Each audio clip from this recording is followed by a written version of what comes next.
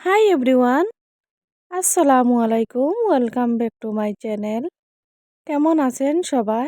আশা করি ভালো আছেন। আজকের রেসিপিতে থাকবে কাঁচকলা দিয়ে মসুরের ডাল। আপনারা কি কখনো খেয়েছেন? আমিও আলহামদুলিল্লাহ ভালো আছি। কাঁচকলা দিয়ে মসুরের ডাল খুব সহজে অল্প উপকরণ দিয়ে বাড়িতে বানিয়ে নেবেন। এইখানে আমি নিয়ে নিচ্ছি পরিমাণ মতনের ডাল। যতটুকু আমার লাগবে ততটুকু আমি নিয়েছি। বেশি ডাল দিব না, কারণ কাঁচকলার স্বাদটা ভালো লাগবে না। তাই জন্য অল্প পরিমাণ দিয়েছি, ম্যাক্সিমাম ১ কাপ হবে। আর এতটুকু পরিমাণ দিয়েছি, আপনাদেরকে একটুখানি দেখিয়ে দিয়েছি, এই দেখো। এখন আমি ডালগুলা কিন্তু পানিতে ভিজিয়ে রাখবো। এই দেখো, আমি অল্প পানি দিয়ে ভিজিয়ে রাখবো। একটু নাড়িয়ে আমি এইভাবে ভিজিয়ে রাখবো, কারণ হয়েছে কি, মানে ধলাবান দিয়ে থাকে না নাড়িয়ে দিলে। এখন প্রায় ৫ মিনিট পরে আমি আসলাম। এই দেখো, আমি কিন্তু পানিগুলা মানে বাটির মধ্যে ঢালিয়ে নিয়েছি। এখন ভালোভাবে আমি ধুয়ে নিব। এইখানে দিয়ে দিচ্ছি 1/2 চামচ লবণ। লবণ দিয়ে ডালটা ধুয়ে নিলে খুবই ভালো হয়।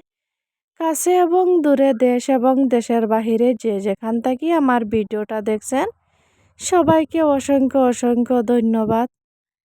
আর যারা আমার চ্যানেলে নতুন জয়েন হয়েছেন, প্লিজ চ্যানেলটা সাবস্ক্রাইব করে নেবেন আর একটা লাইক দিয়ে ভিডিওটা দেখা শুরু করবেন। আর স্কিপ করবেন না, শুরু থেকে শেষ পর্যন্ত দেখে নেবেন। এই দেখো, তোমাদের সাথে কথা বলতে বলতে কিন্তু আমি এইভাবে ডালটা একবার ধুয়ে নিয়েছি, আর অফ ক্যামেরা আরও 2 বার ধুয়ে নিব, প্রায় 3 বার ধুয়ে নিব। 3 বার ধুয়ে নিয়েছি। এখন কিন্তু আমি কড়াইটা বসিয়ে দিয়েছি। কড়াই গরম হয়ে গেছে। এখন দিয়ে দিচ্ছি সরিষার তেল। পরিমাণ মতন সরিষার তেল দিয়েছি।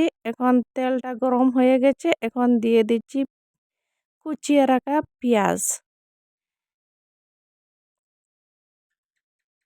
পেঁয়াজটা দিয়ে তেলের সাথে নাড়িয়ে মিশিয়ে নিয়েছি। এখন দিয়ে দিচ্ছি কয়েকটা আস্ত মরিচ, কাঁচামরিচ, আর দিয়েছি রসুন বাটা।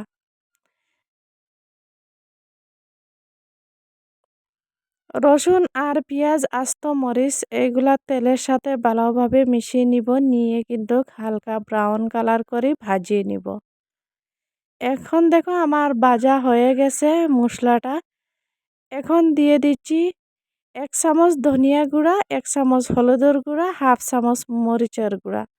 যেহেতু আমি কাঁচকলা আর মসুরির ডাল রান্না করব, তাই জন্য ঝালের পরিমাণটা কম দিয়েছি।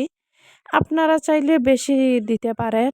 আর এইখানে আমি মরিচগুলা কিন্তু আস্ত দিয়েছি, আর অল্প পরিমাণ পানি দিয়ে নাড়িয়ে চাড়িয়ে একবার কষিয়ে নিব। এখন কিন্তু আমার একবার কষানো হয়ে গেছে। এখন আরও একবার কষিয়ে নিব। এখানে কাটিয়ে রাখা তেজপাতা দিয়েছি। 3টা তেজপাতা আমি মাঝদিকে কাটিয়ে নিয়েছি, এগুলা দিয়ে দিচ্ছি। আর এখন দিয়ে দিচ্ছি আরও অল্প পানি। এইভাবে মশলাগুলা আমি 3 থেকে নিয়ে 4 বার কষিয়ে নিব। এখন এই দেখো, আমি কষিয়ে নিয়েছি। মশলার কালারটা দেখিয়ে বুঝতে পারছেন কতটা হয়েছে। প্রায় লাল লাল হয়ে গেছে মশলার কালারটা। এখন আরও অল্প পানি দিয়ে দিব, দিয়ে আরেকবার কষিয়ে নিব। ভিডিওতে যদি কোনো ভুল হয়ে থাকে বা কথাতে যদি কোনো ভুল হয়ে থাকে, প্লিজ ক্ষমা করে দিবেন। আর যেহেতু আমার বাড়িটা রাস্তার পাশে, তাই জন্য একটু গাড়ির আওয়াজ আসছে, কিছু মনে করবেন না। এইখানে মশলাটা আমার কষানো হয়ে গেছে। আমি দিয়ে দিচ্ছি এই যে ভিজিয়ে রাখিয়েছিলাম, ধুয়ে পরিষ্কার করিয়ে এই ডালগুলা দিয়ে দিচ্ছি। দিয়ে এখন নাড়িয়ে নিয়েছি। এখন দিয়ে দিব প্রায় 1 গ্লাস পানি। পানি দিয়ে আমি ভালোভাবে নাড়িয়ে নিয়েছি। নিয়ে আমি গ্যাসের আঁচ গ্যাসটা মিডিয়াম সাইজের রাখিয়ে আমি ঢাকনা দিয়ে ঢাকিয়ে দিব প্রায় ৩ মিনিটের জন্য। ৩ মিনিট পর আসলাম, এই দেখো আমার কিন্তু 50% ডালটা সিদ্ধ হয়ে গেছে। আর যেগুলা পানি দিয়েছি সবগুলা পানি কিন্তু শুকিয়ে গিয়েছে। আর এইখানে কাটিয়ে ধুয়ে পরিষ্কার করে রাখিয়ে দিয়েছিলাম কাঁচকলা, আমি কাঁচকলাগুলা দিয়ে দিচ্ছি। 50% সিদ্ধ হয়ে গেছে ডাল, আর কলার সাথে কিন্তু আরও 50% সিদ্ধ হয়ে যাবে। কলা সিদ্ধ হতে বেশি সময় লাগে না। এখন মশলার সাথে আর ডালের সাথে ভালোভাবে আমি কাঁচকলাটা মানে মিশিয়ে নিব নাড়িয়ে। এখন ঢাকনা দিয়ে ঢাকিয়ে দিব ২ মিনিটের জন্য। গ্যাসের আঁচটা একদম লো ফ্লেমে রাখছি। ২ মিনিট পর এই দেখো আসলাম। অল্প পানি ছিল, এগুলা শুকিয়ে গিয়েছে। এখন কিন্তু আমি ১ গ্লাস পানি দিয়ে দিব। দিয়ে ভালোভাবে নাড়িয়ে নিব। আপনারা বাড়িতে অবশ্যই এইভাবে একবার বানিয়ে খাবেন, খুবই ভালো লাগে। আর এইটা কিন্তু পরোটার সাথে রুটির সাথেও দারুণ লাগে।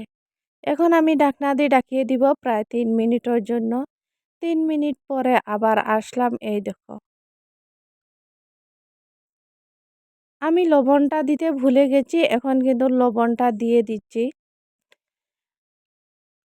স্বাদমতো লবণ দিয়ে দিচ্ছি, দিয়ে আবারও ভালোভাবে নাড়িয়ে আবার ঢাকনা দিয়ে ঢাকিয়ে দিয়েছি।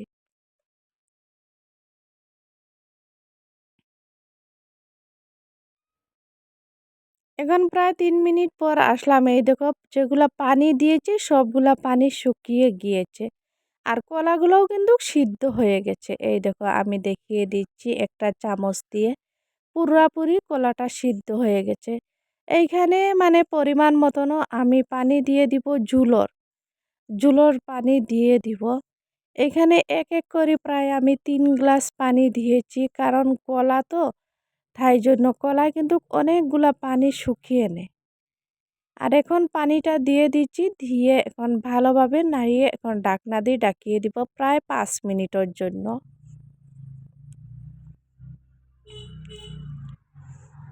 ভিডিওটা আপনাদের কেমন লাগে প্লিজ আপনাদের মতামত আমাকে কমেন্টের মাধ্যমে জানাবেন, আমার খুবই ভালো লাগে।